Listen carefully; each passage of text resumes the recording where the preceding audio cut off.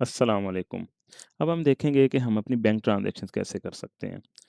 हम अपने सिस्टम में कोई बैंक रिसीविंग करते हैं कि हमें पैसे किसी कस्टमर से बैंक में रिसीव हुए हैं और उस ट्रांज़ैक्शंस को हम करके देखते हैं कि हमारी जो बैंक है वो खाते भी मेंटेन होते हैं और हमारी पार्टी के भी खाते कैसे मेंटेन होंगे।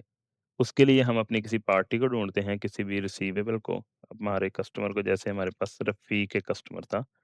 हम अगर इसकी स्टेटमेंट जाके देखते हैं तो हमें पता चलता है कि रिसीव से हमने ₹23,000 रिसीव करना है अभी।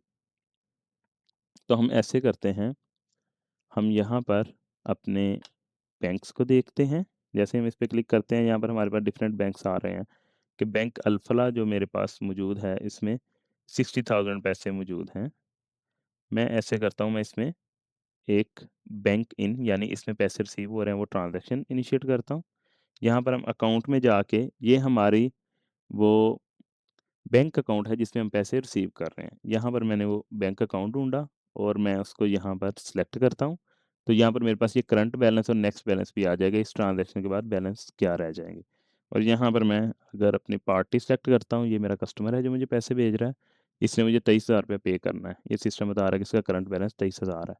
मैं कहता हूँ कि इसने मुझे ₹15,000 मेरे इस अल्फ़ला बैंक में भेजा है। जैसे ही मैं ये अमाउंट इधर डालता हूँ, ये मुझे प्रोजेक्शन बताता है कि अच्छा, इस ट्रांज़ैक्शन के बाद आपके बैंक में 75,000 पैसे रह जाएँगे और आपका जो पार्टी है, जो आपका कस्टमर है, उसका ₹8,000 सिर्फ़ ड्यू रह जाएगा।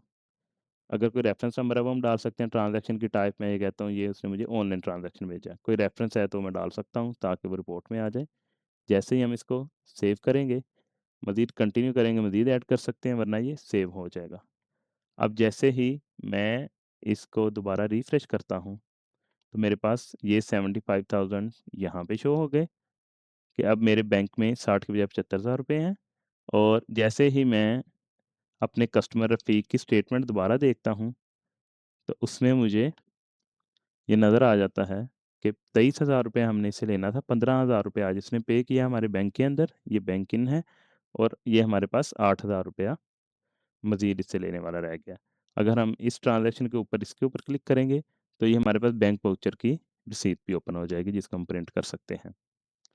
अगर हम चाहें कि अपनी इस बैंक रिसीविंग की पूरी लिस्ट को देखना चाहें, तो हम फाइनेंस के मेन्यू में जाएँगे, यहाँ पर लिस्ट बैंक इन, ये सारी बैंक में जितने पैसे रिसीव हुए हैं वो हमें नज़र आएगा। यहाँ पर हम अपनी जो है वो